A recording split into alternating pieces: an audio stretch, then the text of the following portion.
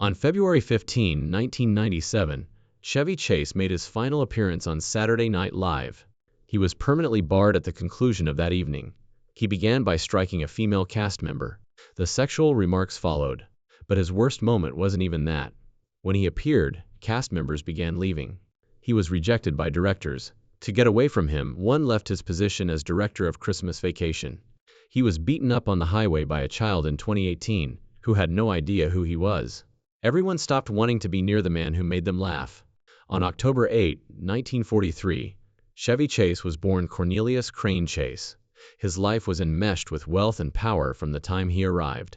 He was directly related to the renowned Vanderbilt dynasty, because his adopted grandfather was Cornelius Vanderbilt Crane. During the 1800s, the family became one of the most well-known and influential dynasties in America, after making a fortune on railroads and shipping. As a result, Chase was raised in an affluent, powerful, and socially prestigious environment. Nevertheless, his private life would eventually reveal a totally different reality despite all the glitz. Even if he later grinned on stage, his inner anguish and childhood hardships told a far worse tale.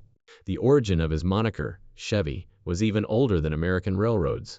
The song Chevy Chase, which tells the narrative of a bloody battle between English and Scottish armies in the 15th century, is the reason his grandma picked it. Chase's forefathers were the Douglas clan, who participated in that fabled border battle. The song was so well known that it served as the inspiration for Chevy Chase, a neighborhood outside of Washington, D.C. His grandma was tying him to generations of bravery and tenacity by referring to him as Chevy. It was more than just a memorable moniker.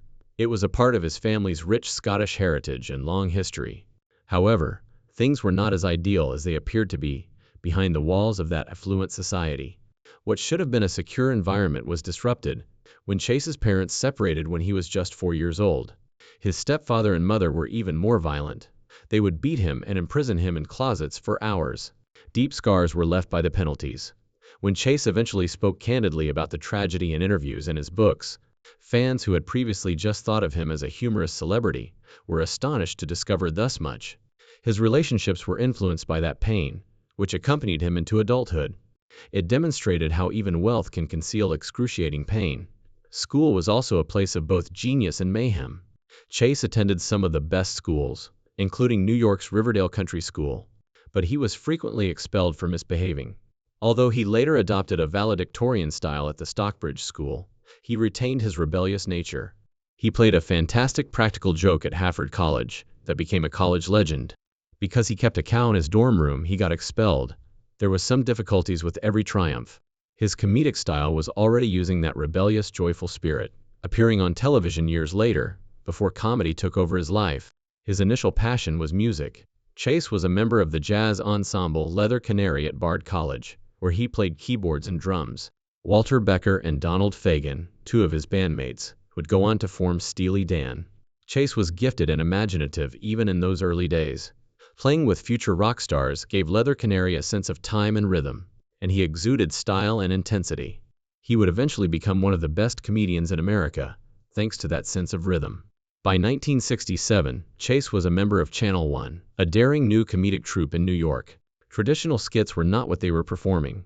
Instead, in their small theater on East 60th Street, they displayed brief satirical videos on several TVs. The humor on Channel One was witty, defiant, and frequently explicit. At a time when most comedy was still subdued, it set a new standard.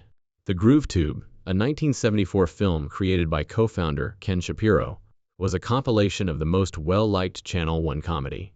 The movie, which only cost $200,000 to make, made almost $9 million. Chase's well-known Weekend Update on Saturday Night Live was directly inspired by a fake news desk piece. Chase joined the National Lampoon Radio Hour in 1973, a few years prior to Saturday Night Live.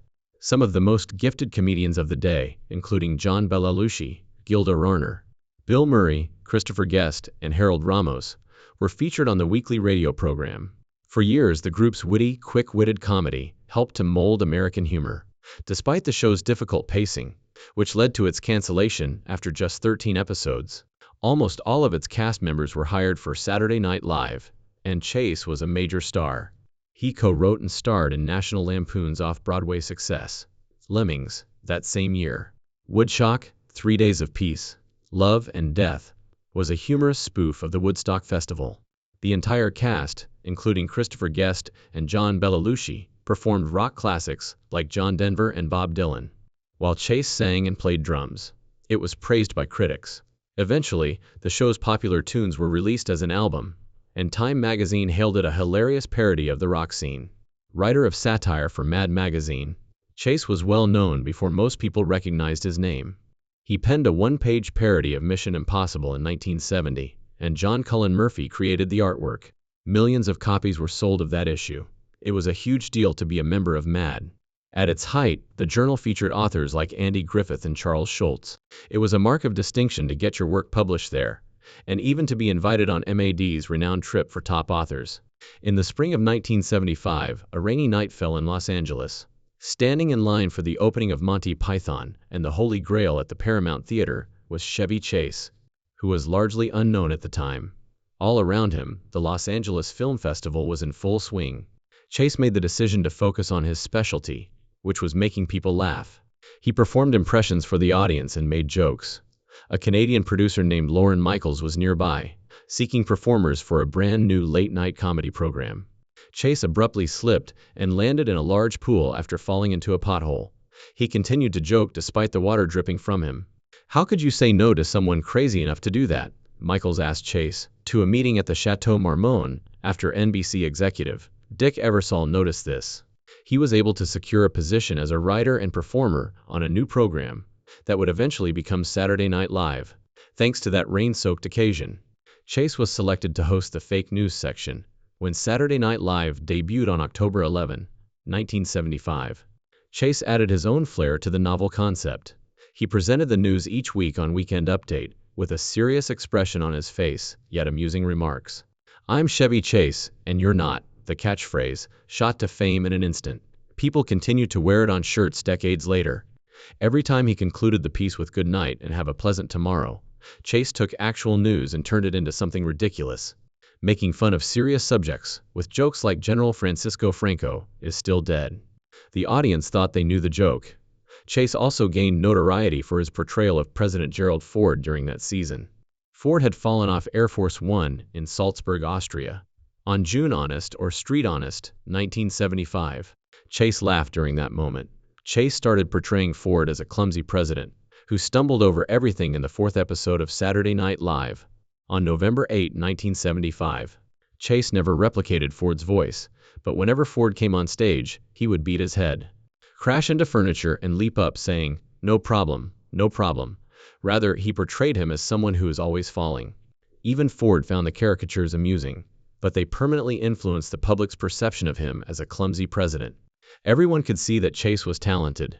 He won 2 Primetime Emmys in 1976, one for his performance and one for his writing. After only one season, he received a Golden Globe for his writing as well. In 1975, New York Magazine named him America's Funniest Man. NBC even made a suggestion that he would eventually replace Johnny Carson as The Tonight Show's guest host. In a subsequent article, Rolling Stone ranked Chase as one of the top 10 most significant members of the SNL cast, pointing out that he helped to establish the humor and style of the program in just one season. Chase, however, made the decision to depart SNL after all of this success. He had his final episode on October 30, 1976. The first cast member to ever quit was him. Many questioned why someone would sacrifice so much so quickly. Money was the reason, Chase laughed. A lot of cash. The reality, however, was more intimate. Actress Jacqueline Carlin captured his heart. Chevy Chase became a movie star almost immediately after he declared, "I left for a girl that I was in love with.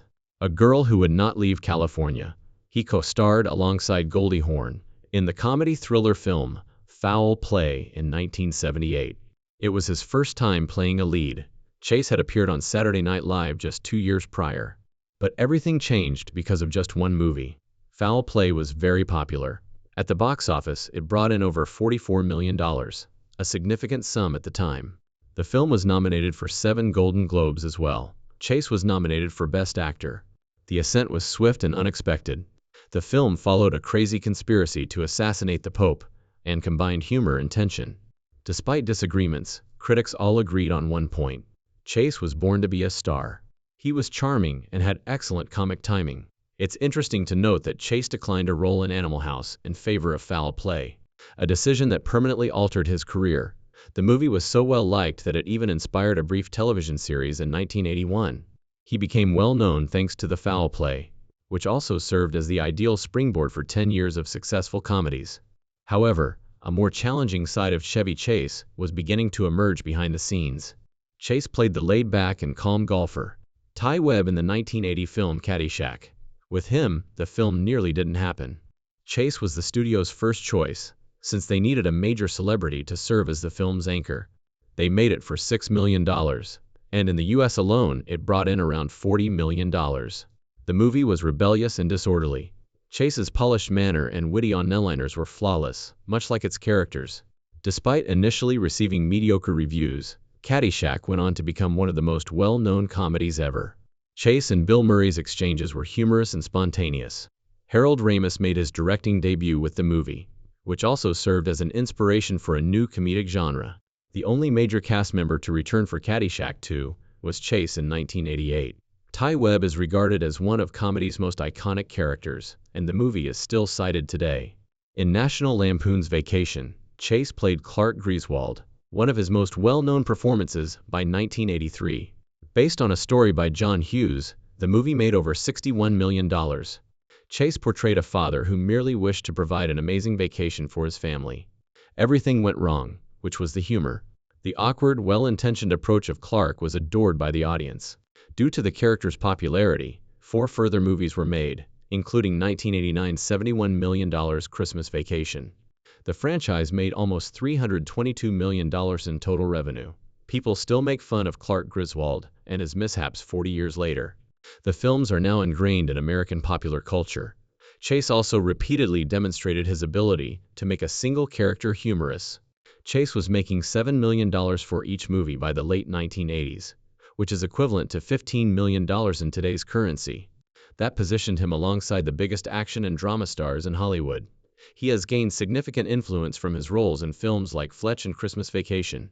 Studios also allowed him creative control, since they knew his name could sell seats. However, this was also when his reputation as a tough guy started to spread. On set, Chase was demanding and frequently got into arguments about scripts and billing. As much as his jokes were followed by stories about his inflated ego, the contrast was odd. Although he was making the crowd laugh, not everyone was laughing with him behind the scenes. In Fletch, Chase displayed a different side of his abilities, as a witty undercover journalist with a sharp sense of humor. Fletch, which made $8 million when it was released in 1985, made $60 million globally. Many of the character's most hilarious moments were improvised by Chase, who even came up with fictitious names as he went. Critics commended Chase's witty timing, and audiences enjoyed the blend of mystery and humor. He returned for Fletch Lives in 1989, when the part became one of his most well-known. Years later, Hollywood even attempted to resurrect Fletch. However, it never completely worked, since the character was so dependent on Chase. Fletch is still regarded as one of the most intelligent and humorous comedic thrillers ever made, even after several decades have passed since its premiere. But there was a dark side to success. Chase's quick ascent at Saturday Night Live caused strained relations with John Belushi. Belushi, who was already well known, felt that Chase was taking all the attention. He informed everyone that Chase was difficult to deal with and conceited. Belushi made their disagreement very public by making fun of Chase live on TV. In July 1976, Belushi and Chase got into a brawl during a cold open on a well-known night. Their genuine stress was shown on tape in what appeared to be a jest. Chase eventually quit SNL after one season due to the poisonous environment.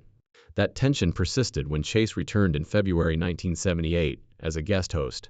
Chase's replacement in the cast, Bill Murray, was particularly upset. Murray believed Chase had departed SNL too soon and was too conceited. Backstage, the two got into a heated argument and started hurling insults at each other. Chase was instructed by Murray to go sleep with his wife. Chase retaliated by making fun of Murray's face. Punches were thrown in John Belushi's dressing room because the altercation became that intense. It was witnessed by other cast members and even Billy Joel, who was a visitor. Belushi, Murray, and Brian Doyle had to intervene to keep them apart.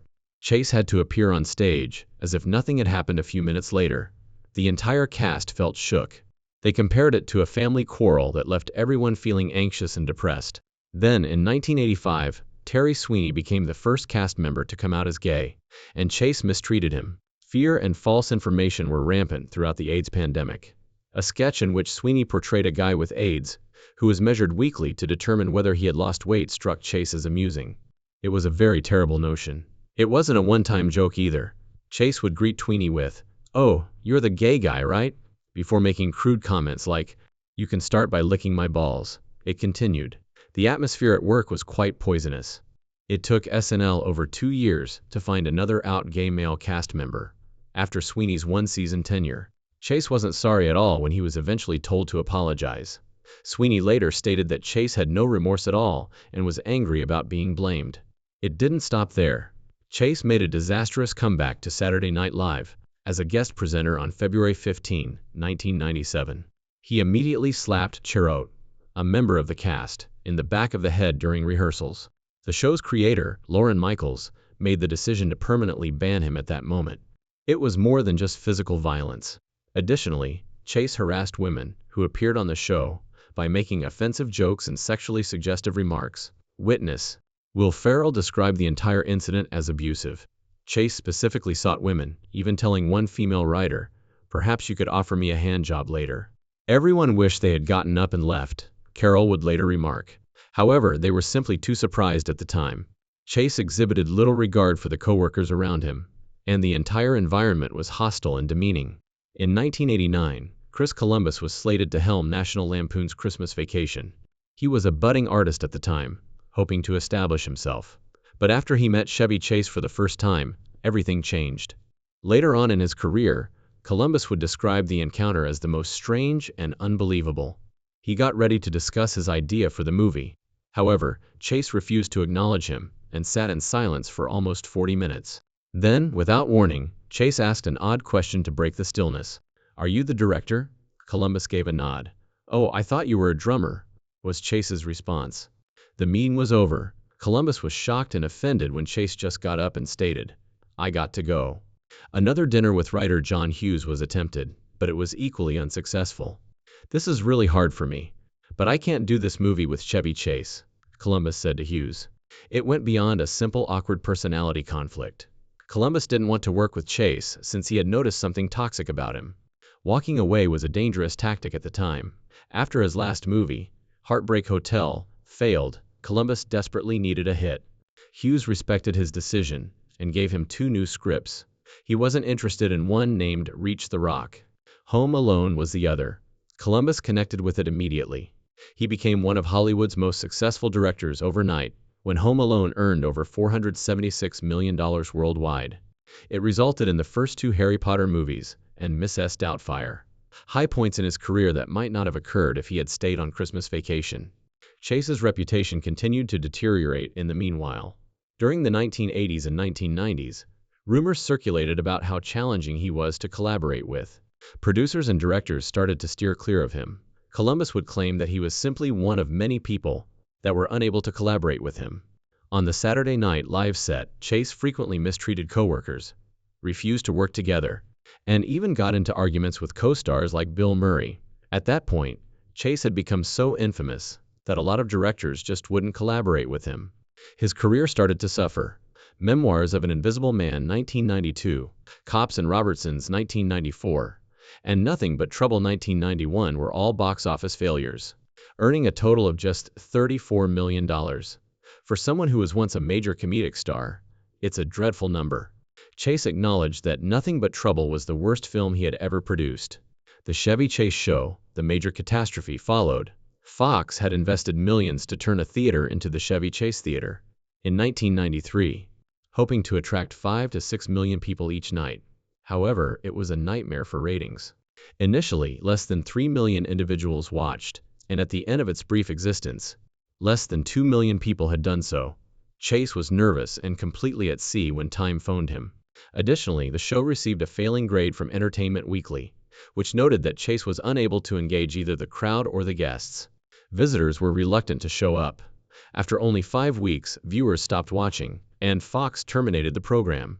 The large sign was painted over in less than 48 hours. Chase later described the show as extremely restrictive and acknowledged that he would never do it again. It seems like Chevy Chase never held back. Things went well beyond laughs and into a truly unpleasant place on the Community set. One of the most gifted individuals there was Donald Glover. Chase was aware of that. However, Chase continued to criticize him rather than show admiration. They weren't casual comments. They were frequently racist and nasty. There was a time he waited between takes to make sure Glover heard him say, "People think you're funnier because you're black." Glover handled it coolly, but the weight of it was felt by everybody. The show's creator, Dan Harmon, also saw it. Chase's insults, in Harmon's opinion, weren't arbitrary. Their motivation was simply jealousy. Chase was the first to recognize Glover's uniqueness, Harmon told The New Yorker. Chase sought to make him stumble rather than encourage him. Harmon repeatedly apologized to Glover. Harmon knew what was happening, but Glover would just brush it off. Someone who had been a star for years was angry because he couldn't accept that his time was running out, and he saw a new star emerge. Then the N-word appeared. That word spilled out loud and clear one day while Chase was in the middle of lamenting about his character. It took place in full view of everyone. Yvette Nicole Brown left because she was so furious. Producers were informed that she would not return until Chase was gone. He left the lot in a matter of hours. His character was quickly killed off by writers. For him, it was over. In an instant, the program had had enough. Everyone had a lot to say by the time the Season 3 wrap party arrived. Harmon made the decision to say it jointly. Harmon led a boisterous chant, "Fuck you, Chevy."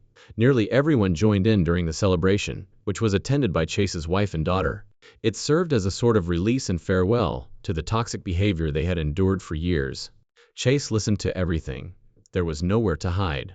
There was the voicemail after that. Chase left Harmon a lengthy, irate message after all of this. He criticized his work, called him every imaginable name, and even expressed the desire that his eating habits would cause him to pass away too soon. During his comedy set, Harmon played the message. It was also a low blow, ensuring that the extent of the fight was heard by all. Everyone was worn out by the time Chase was formally fired. The producers made the decision to completely write him off.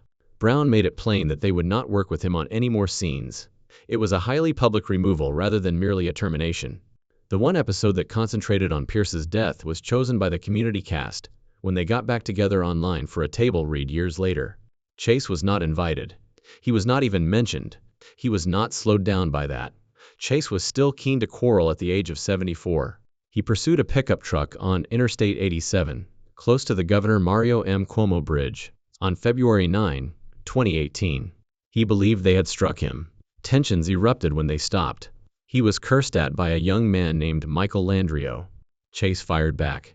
Landrio left him on the ground after kicking him. Landrio later admitted to authorities that he had never seen Chase before. He needed to look him up on Google. And Chase remained the same despite everything. He didn't pretend when CBS questioned him about his reputation in 2022. "I could care less." That was all he said. "I am who I am."